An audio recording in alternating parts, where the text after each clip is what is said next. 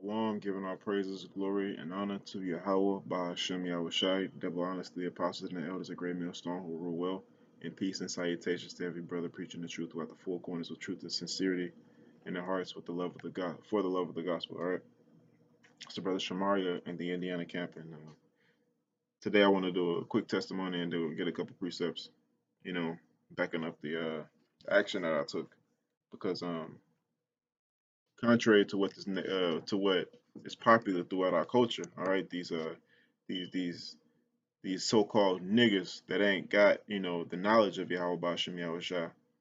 They feel as though when the adversary come to them, when I say adversary, I mean the government officials like police officers. All right, when these government officials come to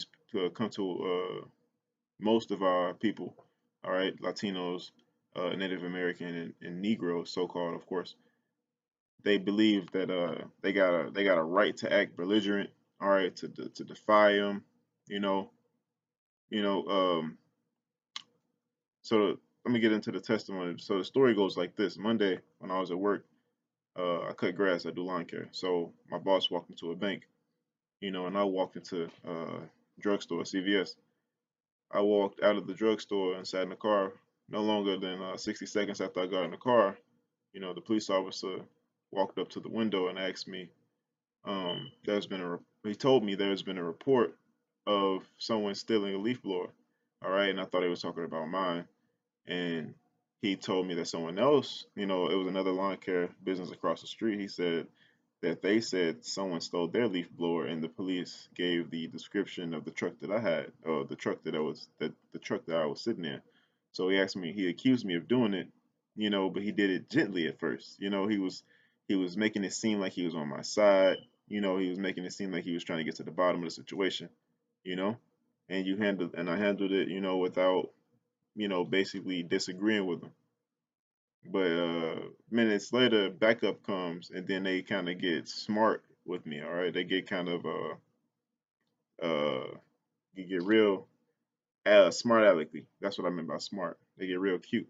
Okay, they ask me questions like, "Why are they saying that you did it?" All right, where's they accused me of having a third person. All right, uh, and I said, I was kind with them throughout the whole scenario.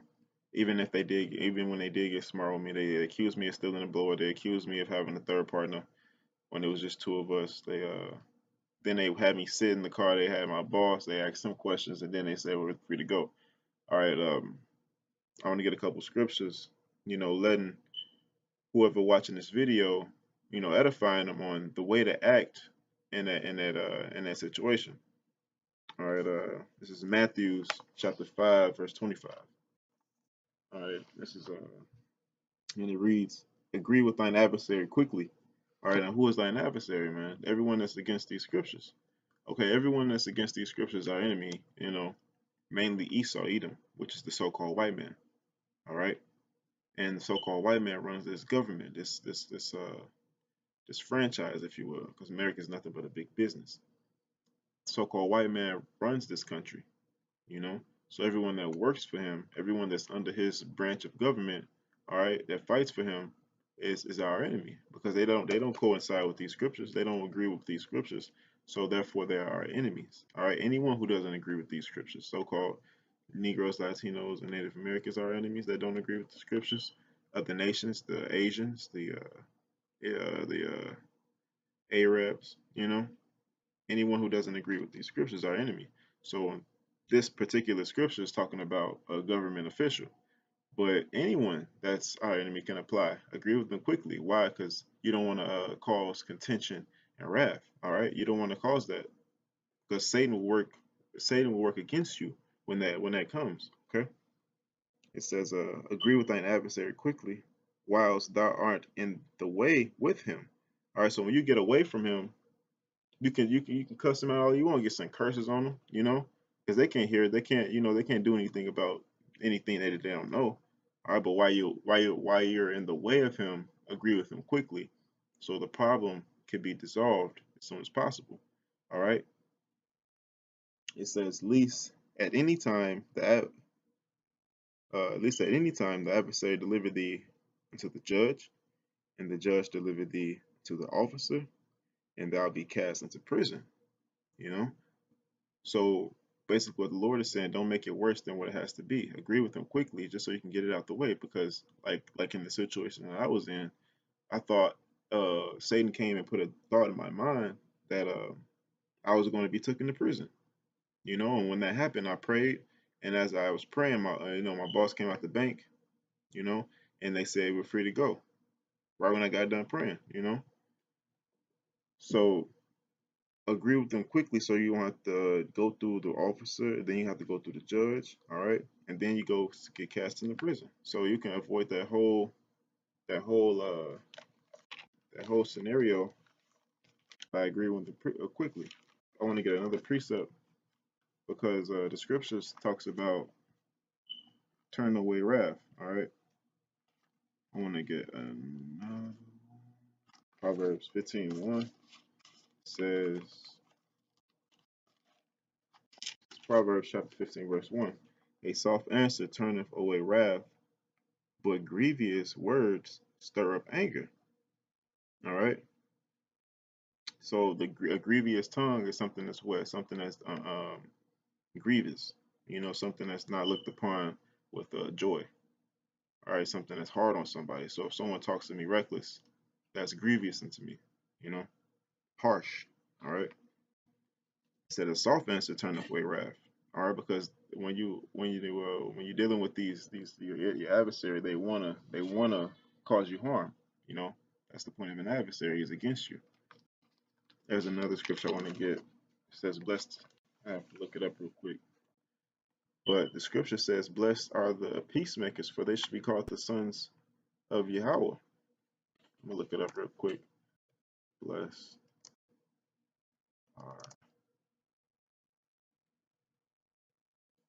the peacemakers. There we go. Matthew 5 and 9, same chapter. Con. All right.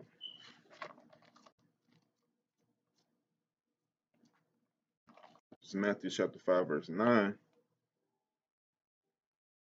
Did it say 5 and 9? Yeah, it's 5 and 9. That's Mark. Slack.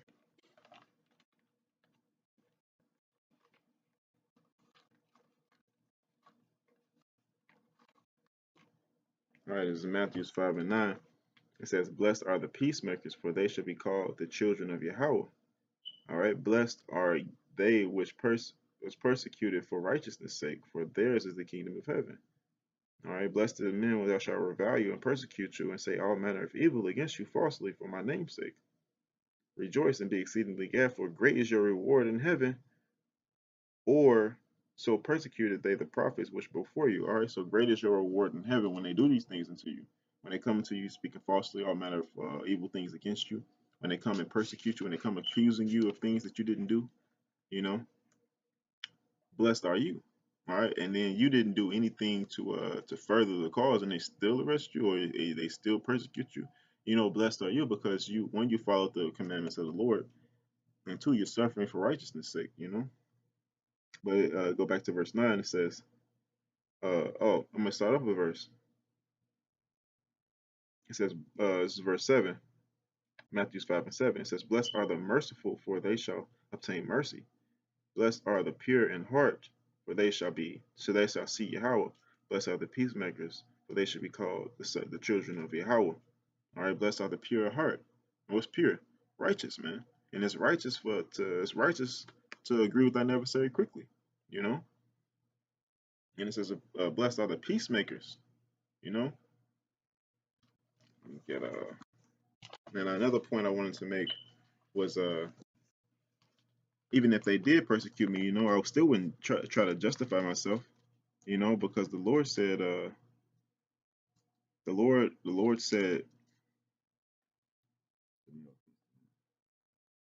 he will avenge, you know.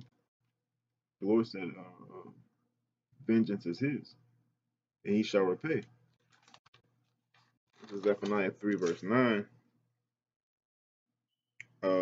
Shock is Zephaniah 3 and 8. It says, "Therefore wait ye upon me, saith the Lord, till the day that I rise up to the prey, For my determination is to gather the nations, that I may assemble the kingdoms to pour upon them mine indignation. All right, so in the beginning of that verse, it said, wait ye upon me. All right, saith the Lord. Why? Because the vengeance is his, you know, vengeance is the Lord's until the day that I rise up to the prey. So you can't rise up to the prey for your own justice, you know. The Lord has to do it because it's his program, it's his movie. And we're just cast, all right? The cast don't do what they want to do. The cast do what's according to the script. And these are the scripts, you know. It says, for my determination is to gather the nation. So that's the Lord's determination. Not the Lord's determination is not for you to buck up against your adversary and try to justify yourself. You know, just take the low road. Even if you do, or even if they do beat you or throw you into prison, you know. It says, I will assemble the kingdoms, pour upon them my indignation, even all my fierce anger. All right, when he assembles these kingdoms, that's the Lord getting back for you. That's the Lord pleading your cause. You know, when he execute his judgment, you know, that's the Lord pleading your cause. You know, it says, even all my fierce anger, for all the earth shall be devoured with the fire of my jealousy. And the only way you cannot get caught up in the fire of the Lord's jealousy is turning away. All right, turning away. When I say turn away, I mean turn away from the customs of this known world that we live in. All right, start practice, because I can't say stop because the list goes on and on of what you need to stop doing. But start getting close to the Lord. And how do you do that? You start reading, you start praying, you learn, you watch the prophets. All right, the prophets a great millstone, man. Not because not because we're the most renowned group, because the truth only lies with great millstone. You know, and that's how you get out of that's how you get out of the indignation. That's how you get out of the iniquity of this place. I want to get another scripture to prove that. I want to, all right, this is Jeremiah 51 and 6. This is Jeremiah 51 and 6. It says, flee out of the midst of Babylon and deliver every man his soul. All right, so that's how you not get cut off in the Lord's devouring fire or his indignation. You flee out of the midst of Babylon, and Babylon is the America is the modern day Babylon. Deliver every man his soul is talking about uh letting go of these traditions that this abominable nation has. All right. So it goes on to say, "Be not cut off in her iniquity." That's the fire of the Lord. Her iniquity, her judgment. It says, "For this is the time of the Lord's vengeance; He will render unto her a recompense." So the Lord is saying, "Don't get caught up in her recompense. All right, turn to me so I can deliver you. All right, don't try to deliver yourself when you run into situations that where your adversaries come up against you. Wait ye upon me until I plead your cause. You know, until I rise up to the prey." That's the Lord saying. You know. Um, another precept. One more, and then I'll close.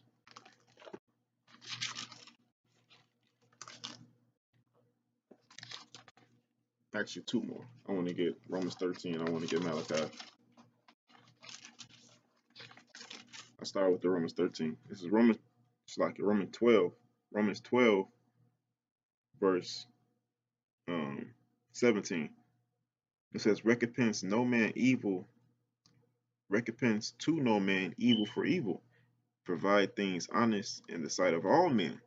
All right. So when the police came up to me and he accused me of doing something I didn't do, you know, I wasn't supposed to accuse him of something he didn't do because he did it unto me, and that's something that the world practices and teaches.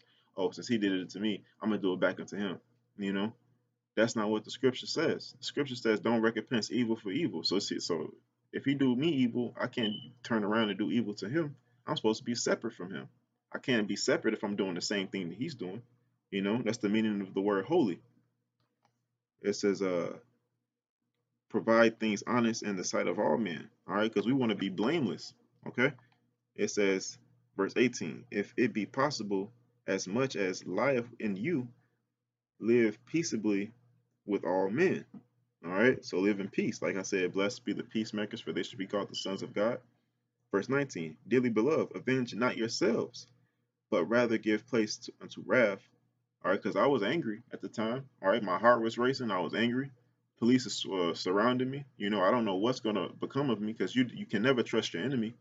You know, Scripture says, "Never trust thine enemy." For rust, what does it say? This is Sirach 12:10. Never trust thine enemy, for like is iron rusteth, so is his wickedness.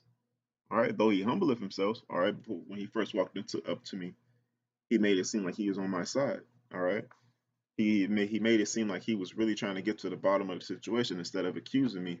All right, it says, and though he humbleth himself and go crouching, yet take no heed. All right, so don't fall for it, and beware of him, and thou shalt be unto him as if thou wiped a looking glass, and thou shalt know that his rust hath not been altogether wiped away. All right, so he's trying to hide his rust, his his iniquity. He's trying to hide his true self. All right, by being humble, and then the scripture says, "Though beware of it, take no heed to it," because if you're gonna be into him as you wipe the looking glass, and you're like, "Oh shit, this dude really evil," you know. Let me finish this. Romans. This is Romans 12:19. Dearly beloved, avenge not yourselves, but rather give place unto wrath. For it is written, vengeance is mine, and I will repay, saith the Lord. All right, and in that time, man, he was quoting Deuteronomy. All right. It says, vengeance is the Lord's, and I will repay.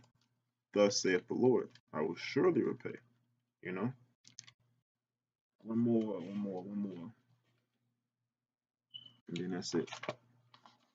I want to get Malachi. Or is it Micah? I think it's Malachi. No, it's Micah.